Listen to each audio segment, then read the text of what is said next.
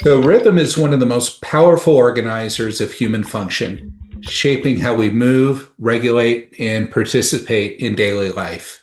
And that's what we'll be exploring together today in the power of rhythm, how TLP in time supports calm, coordination, and clarity. When rhythm's working well, many systems in the body and brain begin to work together more smoothly. When it's disrupted, challenges often show up in areas that can seem unrelated at first. Today's conversation is centered on TLP in time, a rhythm-based music listening therapy, and on rhythm as a foundational element of nervous system organization. Throughout the session, we'll explore rhythm from clinical and developmental perspectives, and we'll also give moments to experience the music we're discussing. Rhythm is something the nervous system understands best through experience, not explanation. I want to introduce somebody who has played a very central role in this work. Sheila Allen is a co-creator of TLP in Time and the original clinical thinking behind the program, which originated directly from her work and observations with her clients. Sheila and I have worked closely together for many, many years. We've taught courses together around the world, spent long days working through real clinical questions, and collaborated deeply on how rhythm, movement, and listening support regulation and participation across the lifespan. Over time, that kind of collaboration, well, it builds a lot of respect for how somebody thinks and how they serve the people they work with. And I've developed a very deep respect for Sheila over these now over 25 years of friendship and collegial interactions. Sheila is an occupational therapist. She has over 40 years of clinical experience. She's a member of our scientific advisory board and a key contributor to the listening program and the TLP provider certification curriculum. Her influence is felt not just in the programs themselves, but in how professionals are trained to understand and apply this work thoughtfully and responsibly. Sheila's used the listening program extensively in her own practice with children, teens, and adults. She brings together a synthesis of sensory processing, movement, timing, emotional regulation, and participation in a way that's really grounded, practical, and deeply human. She's also been a longtime mentor to our certified providers, supporting them as they integrate this work into real world settings. More recently, Sheila has been leading ongoing professional development for early childhood educators in the Bahamas, bringing rhythm and movement-based approaches into communities in a way that's relational, respectful, and sustainable. This work really reflects her belief that rhythm supports not only individuals, but also environments and relationships. Sheila brings wisdom, experience, and a rare ability to translate complex ideas into something people can actually use. And I'm grateful to be in the conversation with her today. Thank you. Thank you, Sheila.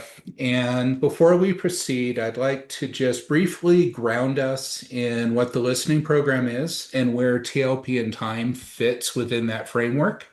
So, the listening program, or TLP, is a neuroscience music based listening therapy, and it's designed to support how the brain processes, integrates, and uses information. It uses carefully engineered music to work with timing, frequency, dynamics, and spatial movement, supporting regulation, attention, coordination, and learning. The listening program includes four core programs, each offering a different level of training in an area of focus. Three of those core programs use classical music, programs like Spectrum, Achieve, and Level 1. They're built on classical compositions that are recorded and produced using neuroacoustic modifications. These programs support listening skills, regulation, higher level processing, forming the foundation of the listening program. And just over 10 years ago, we introduced the fourth core program, TLP in Time. TLP in Time is the world's only rhythm-based music listening therapy. And it's the first of its kind, of course. It was created to focus on rhythm, timing, and frequency processing while still working within the same neuroscience-based structure of TLP. Now, what makes In Time distinct is the music itself. So instead of using classical music, In Time uses world style music, drawing from rhythmic traditions across many cultures. This music features over 100 instruments and is produced using frequency-based training in spatial dynamics that engage timing networks in the brain and the body. So alongside the listening and time programs may include simple movement activities, therapeutic drumming, and vocal rhythm activities. These are introduced at a high level to help introduce rhythm to be experienced and integrated, not just taught or performed, really something that you're engaged with. So TLP inTime was created in response to consistent clinical observations that rhythm and timing often need more direct support in order for other areas to stabilize and integrate. And this program was co-created by Sheila Allen, Nacho Aramani, and myself. Nacho is a master percussionist, composer, and therapeutic musician whose life's work is focused on world rhythms and their impact on the nervous system and humanity. His depth of knowledge shaped the musical language of inTime and is a key reason the music feels both grounding and alive and is just so impactful. And this is the framework that we're going to be working with today. So, Sheila, you were the one that kept bringing rhythm up to the table long before TLP inTime existed. From your clinical work, what were you seeing that made it clear to you that rhythm needed its own place within the listening program? The main thing that I saw time and time again, and it really made such an impact on me, was that most of my clients were spending way too much time out of sync. Now, we know that, all of us are working between synchrony and asynchrony, or not as much synchrony all the time. There's a steady flow there, but what I saw with my clients was really troubling to me because one, I thought, okay, you know what? So they're practicing living their life with really being out of sync. That's what they're working on. That's what they're working with as opposed to being in sync. And I learned fairly early on that if I was going to get anywhere with the clients who I was working with, that my number one task, usually every single session, was to sync up with them. And sometimes that took a long time. Uh, I at the beginning, I felt like I would be spending a lot of my sessions just working on that so that I could really feel, and the client could really feel like we were working together. Uh, so I really wanted that to change. I just kind of over the years came upon using music and also rhythmic movement as a way to sync up with my clients initially before we would then move on to whatever it is that we were going to be working on. But then I really came to find and think about this whole idea that syncing up is just it's not just getting ready for something else that we need to do. It's the foundation of the bond between myself and who I'm working with, the foundation of engagement, the foundation of that feeling of safety from which you can go on to work on making the changes that you need to make. So uh, that whole idea of providing some structure that was going to um, encourage synchrony, provide synchrony. Actually, I love to say that music is like a daily dose of synchrony. That's one of the reasons we need it in our lives so much, right? Is because it does sync up. So many other things seem to know. You wonder if they're going to sync up, but music does sync up, thank God. So I was thinking that's probably why we all sing so many Christmas songs and never forget them, because we all really need some of that stuff right now if we celebrate Christmas. But anyway, so that whole idea of too much time out of sync was a big factor for me. So really you were seeing using rhythmic activities as a way to facilitate co-regulation so that you and your clients then could go about working on the goals that you had set for their therapeutic programs. Correct. And then just to take that one step further, uh, of course, you can imagine that then that's challenged when the treatment session ends. How do you carry that over?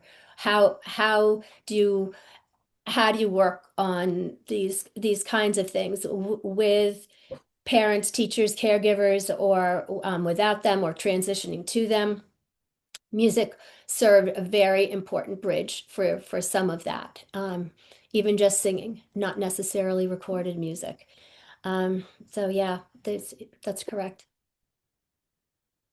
Sheila, that creates a great segue. So let's set the stage. Just very foundationally, what is beat? What is rhythm? And how do they differ or relate to one another? Oh, that is a good question, and that's one of my favorite topics, Alex. Thank you. So, first of all, those of you who may know me know I love to talk about time and what's going on in time. And to me, that's really one of the things that rhythm is all about because rhythm is really about energetic changes going on in time, right? Um, the thing is that in the literature and also in conversation, whether you're talking with, as lay people, whether you're talking to musicians, whether you're talking to sound people, oftentimes the terms are used differently by different people. And I often like to talk about rhythm with the capital RHYTHM, rhythm, as being like the generic term for those temporal characteristics of sound that we work with. In that context, we're looking at rhythm as as also including beat, rhythm itself, and tempo. But the truth of the matter is that really those three are separate entities, and beat is that consistency that is beating or pulsing within a unit of time that gives us the stability of that container itself. For those people who have a musical background, beat is associated with the time signature of music. For others of us who don't have that same background, beat is basically what constitutes the steadiness. So if we're hearing a beat and the beat is continuing on, or we're feeling a beat, or maybe we might even be seeing a beat of some sort, that helps provide the container or the consistency. It holds on to that time in order for other things, rhythms, patterns, sequences, to start falling into it.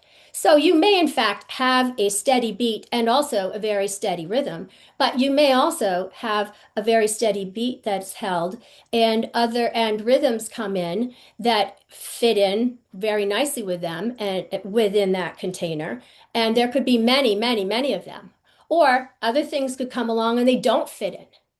Um, or either because they're not in the right time, or perhaps there's just no more space. You just can't fit anything more in. That's more of a lifestyle kind of thing. But um, you know, that's also something that I was very aware of clinically, and I always would think to myself, okay, what's going on here? And of course, I'm thinking sensory wise because sensory processing is one of my things. And I've spent many years working with kids with sensory processing problems. But that question of what's going on here is really a rhythm question. And I fell in love with a book called Hearing in Time back in the early 2000s that talks just about that real life context of beat, rhythm, and tempo. It just so happens we use it musically, but it's very much in our lives every day. And one of the things that I kind of get absorbed with thinking about is how much of what is affecting our regulation is sensory, how much is rhythm with a capital R, or how much is a blend between the two of them. Uh, and it's certainly something for us to think about. But let me say, within today, when we're talking, oftentimes just for the sake of time, we're going to be using the term rhythmic in sort of a generic way. So beat might be implied, tempo or the pace or the speed might be implied in that. When we get really specific, you'll know it because there are going to be times this in this hour where we're going to be differentiating beat and rhythm from one another. So Sheila, when rhythm and timing are off, how does this show up in daily life? What do we see? There are so many things that you could see. And we're going to take a developmental perspective on this, I think, because what we see early on with infants is probably what we see first of all with people. And when rhythm and timing are off in infants, one of the first things that we see are breathing challenges. Significant, from significant to perhaps not so significant, but that lack of steady breath, steady respiration, a steady respiratory rhythm is something that stands out and has very strong physiologic effects. And also then, of course, can go on to affect bonding, can go on to affect so many things as well as life, right? But uh, when we look at us as um, aging people, we see the same thing. What's a big tip off for us in terms of when we're like approaching that out of syncness? It's very often first thing the breathing, and some of us are more aware of it than others. But what I would encourage our listeners to do is think about breathing not just as inhalation and exhalation, but also think about the bone conducted sound that your breathing is providing for you. So as odd as it may seem, it's plugging your ears, just taking some breaths, listening to what that breathing, that sound of your own breathing is feeding you. We're so lucky when we have that steady rhythm there supporting us. That is one of those foundational rhythms, internal rhythms that we have. But what if we don't have it? Where's our reference? That's a big challenge. So breathing is one. Another that we see early on that I think is really key is, especially when you're working with kids, is the lack of a rhythmic suck. And I bring that up because that's really an infant's first adaptive behavior. And guess what? It just so happens it's rhythmic, and life depends on it. It's really important. And I can't think of the research right off the top of my head, but it was from somewhere in 2024. Um, there was a study that was pointing out the association between the the lack of initial rhythmic suck and later developing skills. So I think it's interesting that we're starting to look at that, not just necessarily related to feeding, but related to other adaptive behaviors and thinking about that. And then just a third one I want to mention is bonding. Whether we're talking about that initial infant mother, infant parent bonding that I mentioned just briefly a minute ago, or we're talking about just those bonds that we all have everyday life and how our rhythm environment is affecting those things. So so I think those three things are things that really come to my mind. But the other side of that is that there are a host of performance of daily things that you have to do in your life that are time dependent. And just in fact, just about everything is time dependent or based on your rhythmic interaction and the judgment that you are making about when is the right time to do something, right? So, if anybody's interested in looking at a list and perhaps even adding to it, we've got one for you on the Advanced Brain Technologies website. If you go to listener resources and then I think forms, uh, you can find something called the rhythm checklist.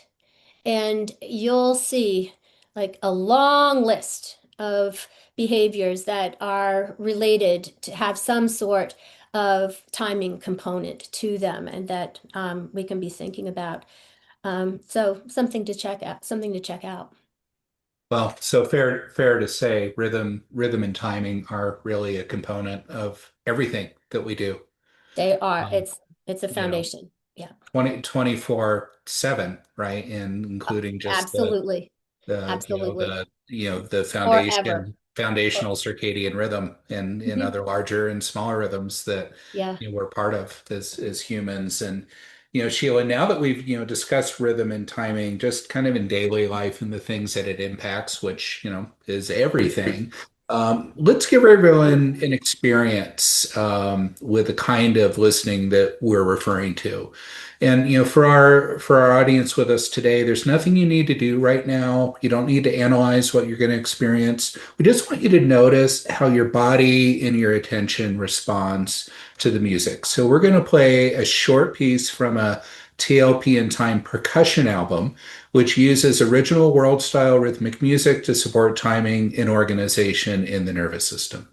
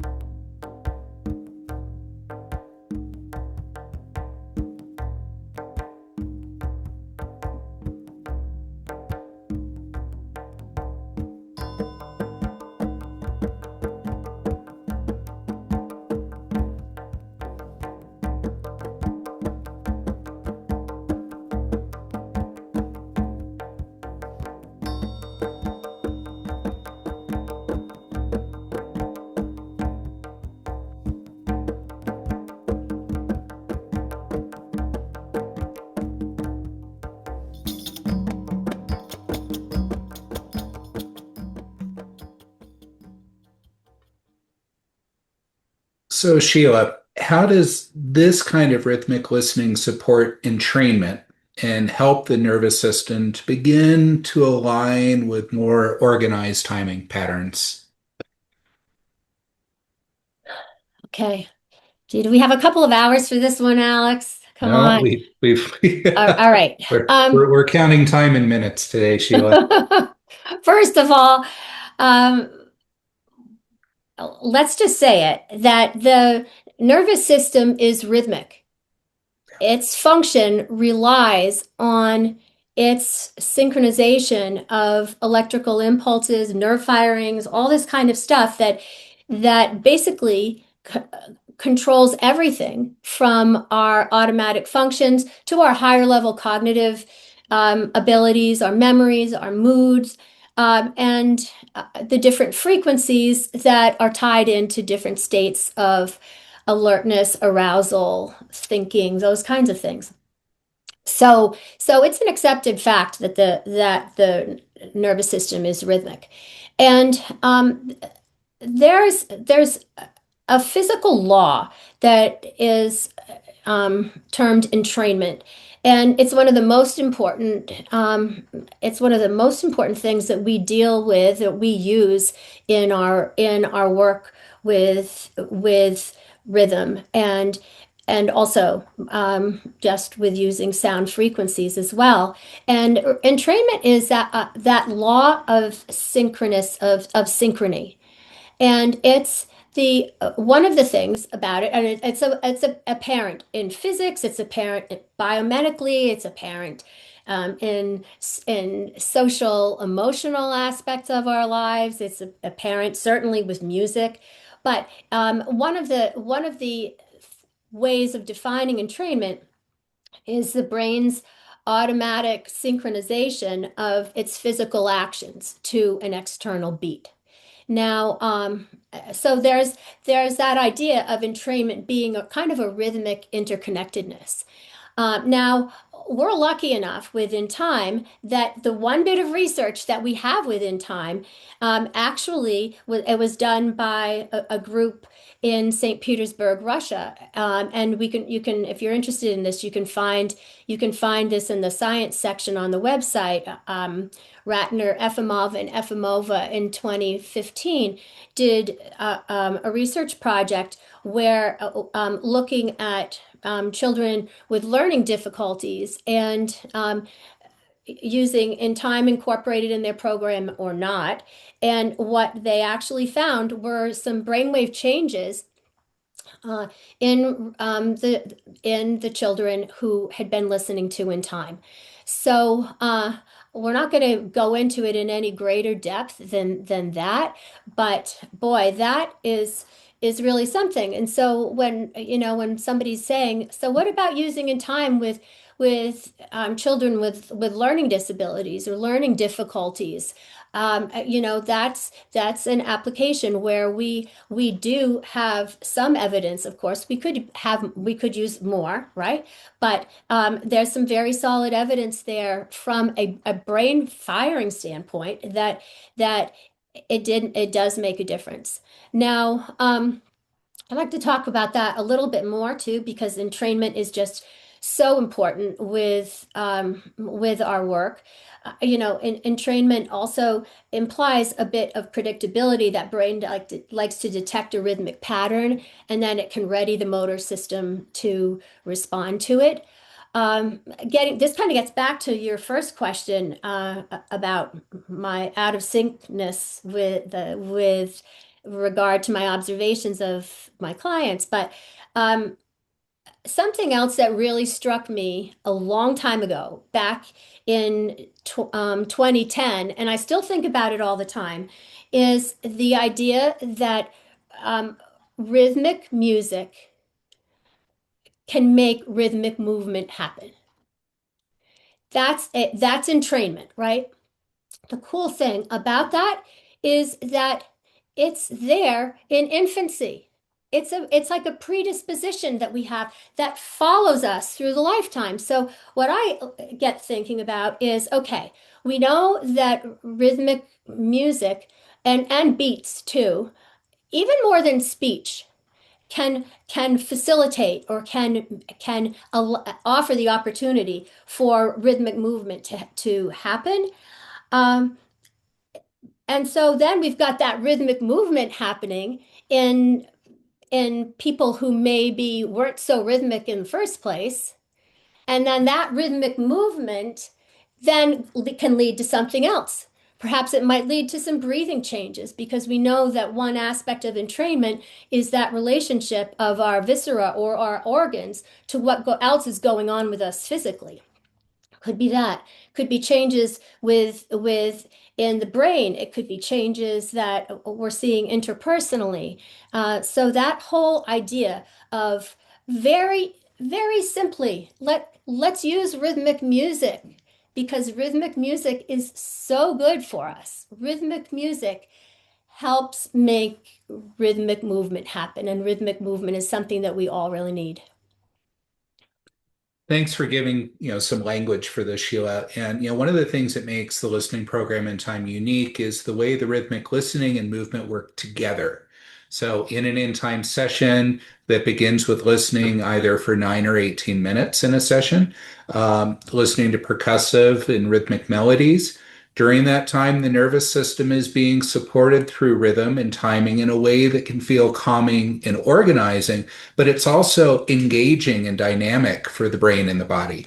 So you have this very interesting dichotomy of activation Yeah. with a calming component to it. Mhm. And, after a listening session, simple adaptive movement, body percussion, drumming, or vocal rhythmic activities may follow, depending on what the provider decides to do with the client. And these experiences give people a way to feel their own rhythm and to integrate what the nervous system has just taken in through sound. So we're getting the input and now we're expressing and integrating that through our actions. So Mhm. Sheila, could you share some of the activities someone might experience more specifically? Sure. There are actually two kinds of activities that we're talking about. We're talking about those natural ones that just happen when we're listening. And um, I saw somebody mention that they wanted to be moving when they heard that, or they could feel themselves moving in their seat, or something like that. That's a perfect example of what we're talking about that just happens naturally. And is something that, if it's rhythmic and depending upon the tempo of it, it's really going to have an effect on how we're self-regulating at that moment in time. So we've got these things that are happening during listening that may come to our consciousness, but it's nothing that we're planning on. It's nothing that we're directing our action toward. It's just simply happening. It could happen while you're seated. It could happen because you've decided to be up and standing. You could be on your exercise mat. You could be anywhere doing your listening and feel some of that happen just strictly through the effect that the rhythmic music is having on your own rhythmic movement. But after listening, that's a different story, because that's when we want to take that opportunity to really work consciously with rhythm awareness, working with beat and working with rhythm very specifically. And if you ask me, it's those activities that follow listening that are really providing our opportunity to work on timing, because that's when we are making our determination, whether conscious or not, about the precision with which we're moving. So um, the idea of working distinctly with awareness, with beat, and with rhythm can take us in a bunch of different directions. In a couple minutes, we're going to do some specific beat and rhythm activities, but just because we're doing those with the music today doesn't mean that that's what it has to do. Plain and simple, we want our listeners to consciously engage with beat and consciously engage with rhythm.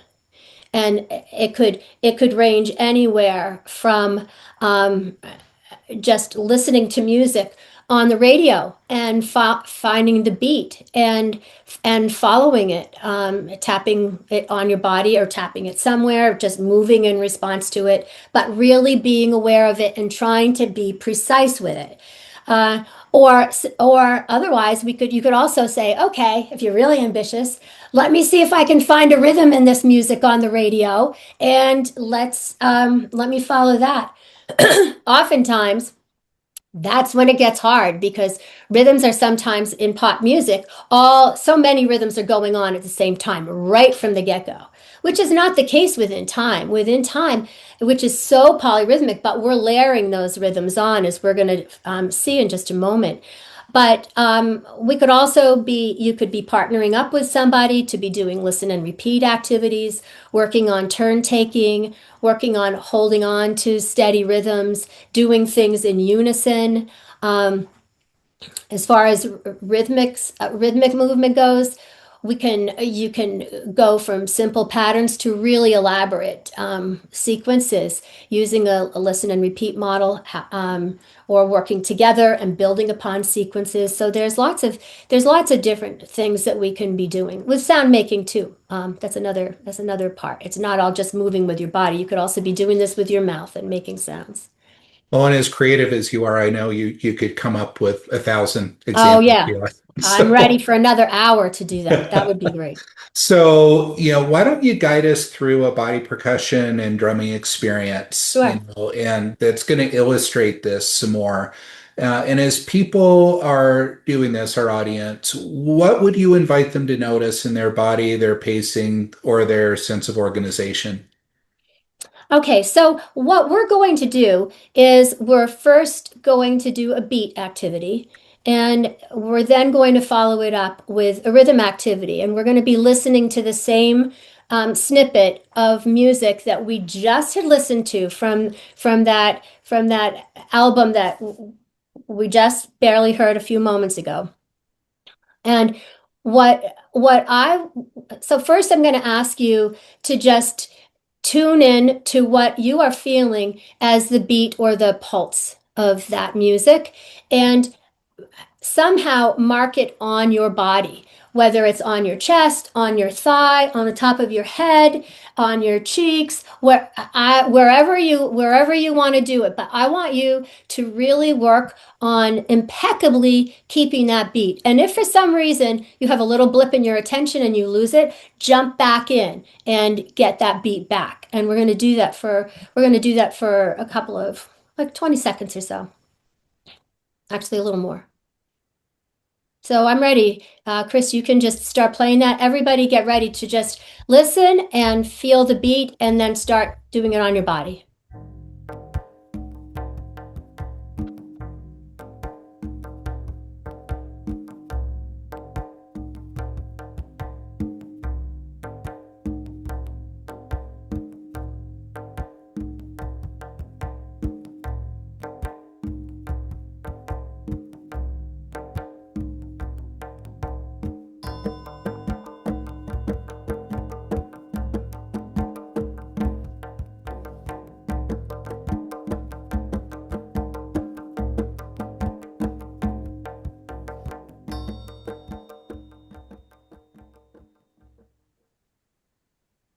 Oh, all right. That settled me down a little. That's good. I was getting a little too excited for a while there, I think. But anyway, so we're not all together to see each other, but just a nod to yourself. You know, how did that feel? Was it easy to do that? Was it easy to find that beat or pulse? And how did you do it? That's the magic part. You were consciously trying to do it, but it kind of just found you and you were able to do it and you were able to follow it. Um, my guess is that there are people out there who this is very hard for. They really can't. They really can't find it. And so, you know what is interesting? Over time, in time, I have had like middle schoolers who have never been able to find a beat in their life start tapping their feet to music and actually start dancing at dances. Um, that's a cool thing, right? Um, that's all about just picking up on that steadiness and keeping it with you. And when we do these beat activities, what I like to say to people is, so that they don't confuse this just with rhythm activities, is that if a metronome could do it, you could do it. You know, so it's that whole idea of the steadiness there. And sometimes with the in time music, it can be a little bit challenging because, as you said, Alex, we've got a blend of world influences here. So sometimes it's not like the Western, more metric system of a meter system of music. It's different.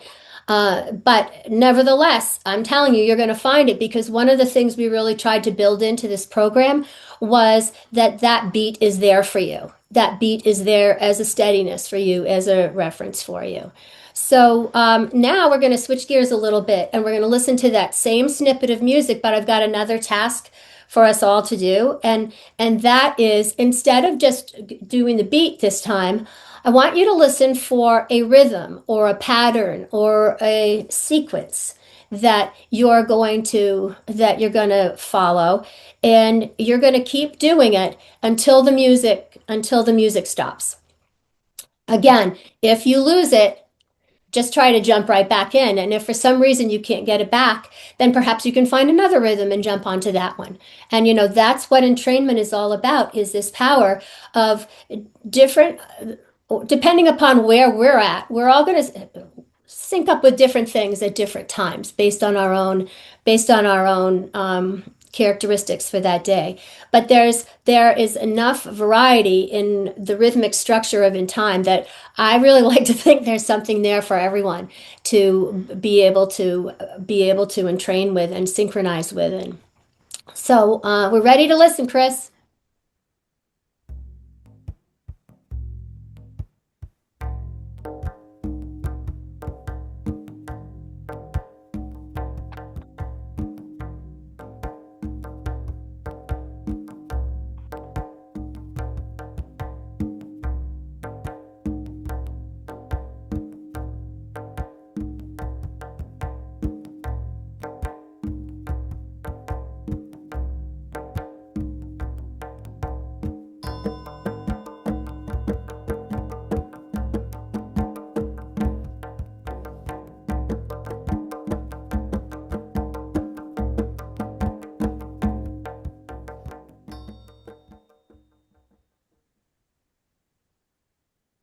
Okay. Now, if we kept going with listening there, you'd see that more rhythms were going to be added on, and added on, and added on. And I'm just curious if one, our listeners were able to come up with a rhythm that fit within that time framework of the piece, and secondly, hold on to it as things were changing.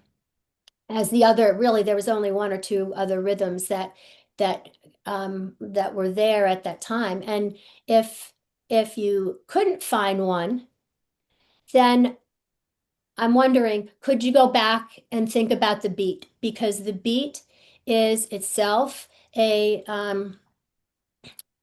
rhythmic influence as well. So that's kind of the idea of going back to the beat and getting your reference from the beat. So there's all sorts of different ways to look at this. Sometimes for the value to being able to go to the in time music to do something like this is for those of us who are doing our listening by ourselves, then there's something there. But it doesn't necessarily have to be in time music. It could be any other sort of music. The whole idea here is that we would really like you to follow up your listening or at some other time during the day consciously engage in beat, consciously engage in rhythm. And the other thing that I should have mentioned that I didn't is we also like it if once you've done a listening session, the 9-minute listening session, you can just, before you do anything else, just sit with it, just be with it and see what that rhythmic influence has done within you, how you feel. If you're still feeling anything inside you, if you feel anything different, um, you know, just take that couple of seconds, a minute, whatever you need to reflect on where you're at because of doing your listening. Sheila, this has been great. I wish we had more time for more examples and experiences, but I'd love to hear a story, from your work with so many clients over the years, where rhythm really led to meaningful changes in activities of daily living. Okay. Um, all right. The first one that comes to my mind is um, this fellow Jim. He was at the time a recently retired physician. So he was in his late 60s, early 70s, and was really up for finding new things to do with himself. And he somehow heard about in time and he thought it was a great way to introduce new patterns into his life. And his wife, who was a little bit younger than him, also thought she should be doing it too. So the two of them did it strictly for wellness purposes. They were doing it, or maybe even enhancement purposes, not just wellness. They just wanted to try something different as they were in a life transition time. And they enjoyed it. And, through the coaching, everything was always, they're really enjoying the listening and enjoying the listening. And never really did anything come up that was earth-shattering in terms of anything that specific. They just felt like they felt better because they were doing their listening, which happens to be a comment people make a lot, not just about in time, but also about TLP. And I think that that's part of the idea of incorporating rhythmic music in your life. Even classical music is rhythmic music, right? But it just so happens within time we're really heightening the rhythm part. So anyway, time went on, they go through the program, and then all of a sudden they made an earth-shattering discovery, and that was that after, I don't know, 40 years or something of taking walks together, they were now actually walking together and in sync with one another. Prior to that, every day they'd walk and he'd be behind her and she'd have to cue him to come on. And then all of a sudden they were at the same pace, and not only were at the same pace, but they actually were in sync in terms of right and left, legs moving. And that blew me away. Wow. I just thought that's the greatest, one of the greatest stories I've ever heard, and I will never forget that, and will always use that as an example, because that that's a really great example of making a relational change. Even though they weren't necessarily working on doing that, it just kind of happened, and you kind of never know, right? So that's one story. Another story that I want to share that jumps into my mind is this guy Sean, who is now a high school student, but I met up with him when he was in grade school. One of those guys with sensory processing issues, motor planning problems, attention problems, communication problems, learning problems, coordination problems, you name it. He had a little bit of all of that, right? And he did TLP, saw some changes with TLP, mainly with regard to his auditory attention. But his goal was really all about hockey. And so then, uh, he's always on hockey teams, having hockey drills, trying to decide what position he should be in, never feeling successful, always, lack of confidence. His dad, everybody in his family played hockey. He's like the last one on the New Jersey Devils youth team, like all this struggling hockey player. So then in time came along, and I'm thinking, boy, he has got to try in time.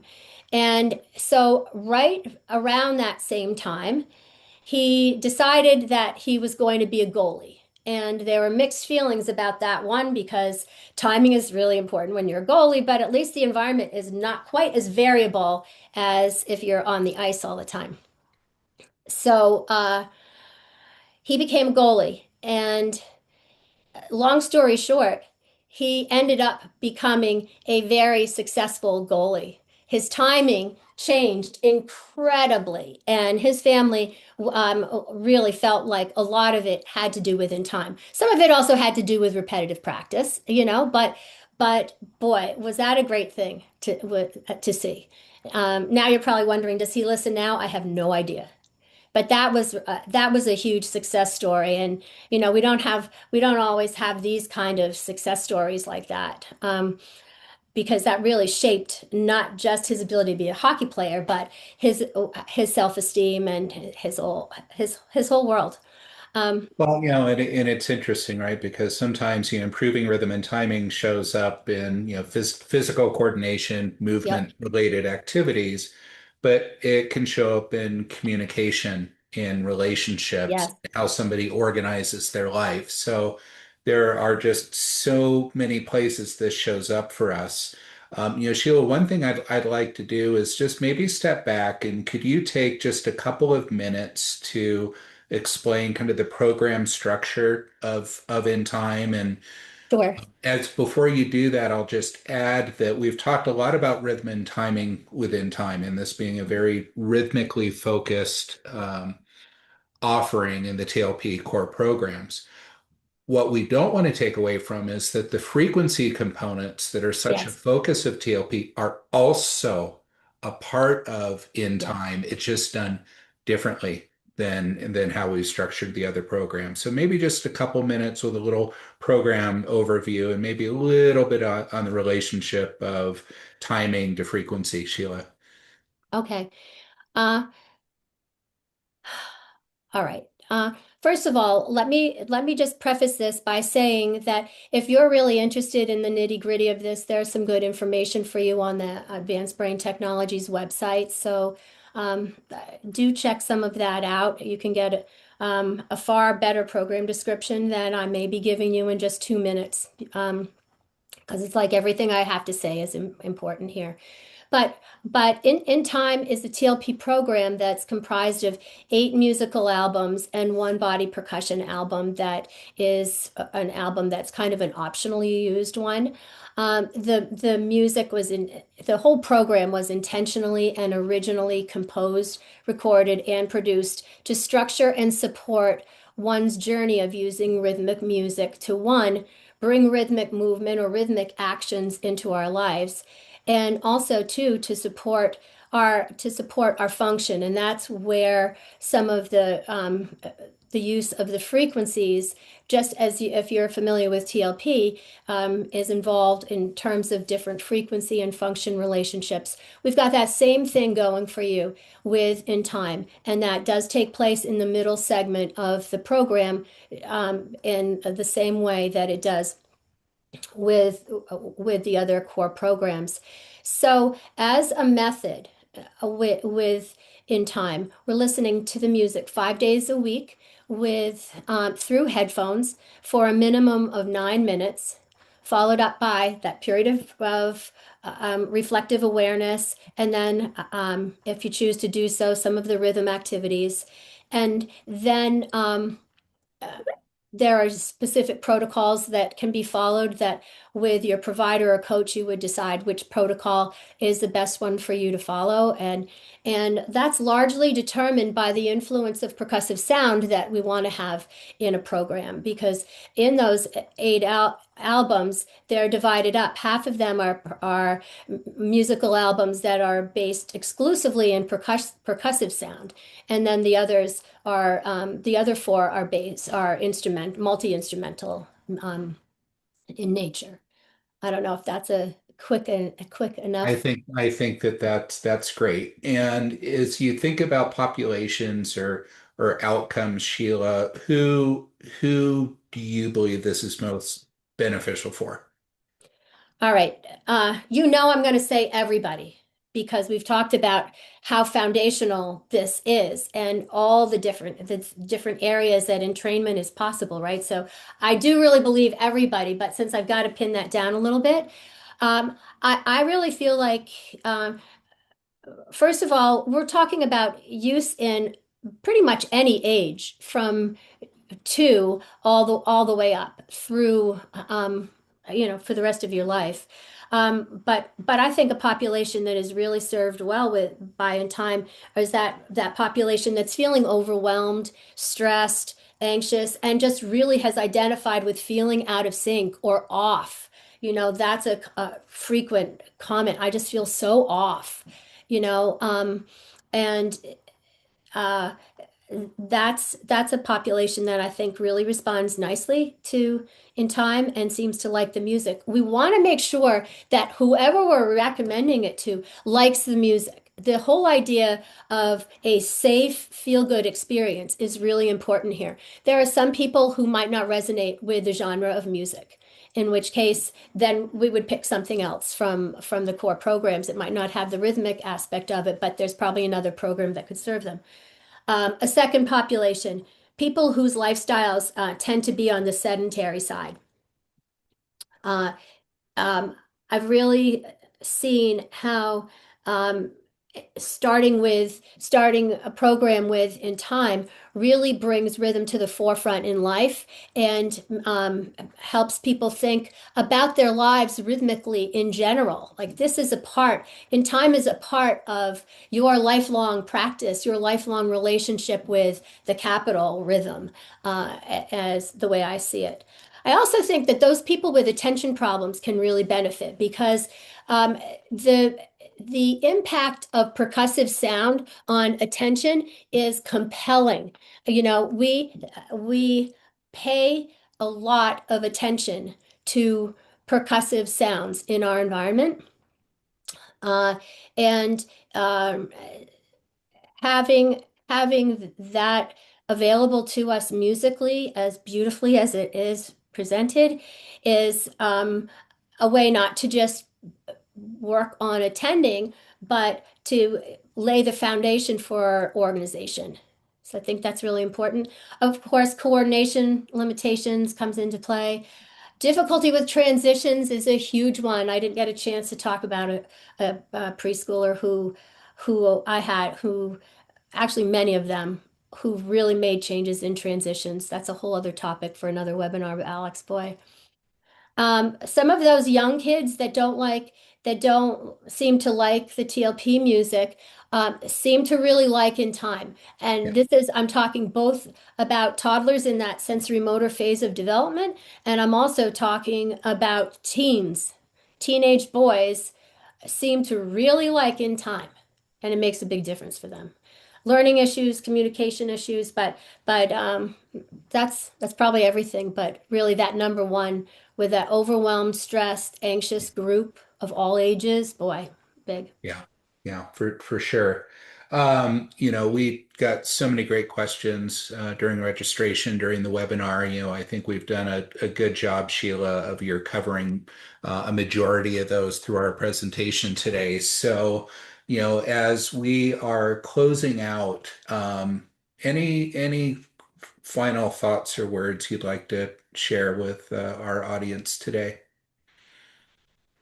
Um, yeah, I of course there always would be. Uh, First off, if I've learned one thing through this, all these years of working, it's that experience is really what you need to make changes. And I love the thought of inTime and as a means of providing a really structured experience that can dovetail very nicely with other kinds of experience, rhythmic experiences in our lives.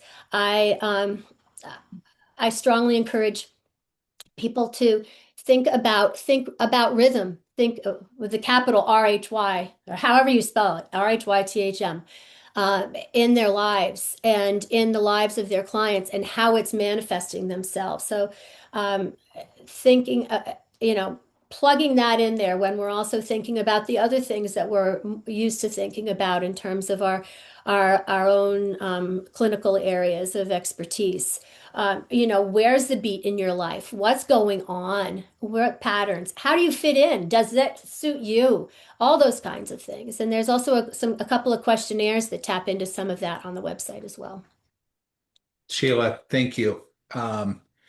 Thank you for the depth, the care, all the wisdom you bring to this work and your just ongoing contributions. I think you've really helped so many of us to get a deep appreciation for the power of rhythm and beat and music and timing in our Thank lives. you. And just Thanks. My grateful for pleasure. the perspectives that you've shared with us. If any of you would like to connect with Sheila directly, you can email her at sheilasmithallen@gmail.com. And to learn more, get started with the listening program or the listening program inTime, visit advancedbrain.com. You can email us at info@advancedbrain.com or call country code 1-801-622-5676. You can also follow us on Instagram at Advanced Brain Technologies. Everyone, thank you for joining us for this Yes, thank you. conversation. We hope you leave with a deeper appreciation for how rhythm, listening, and movement can support calm, coordination, and clarity in lasting and meaningful ways.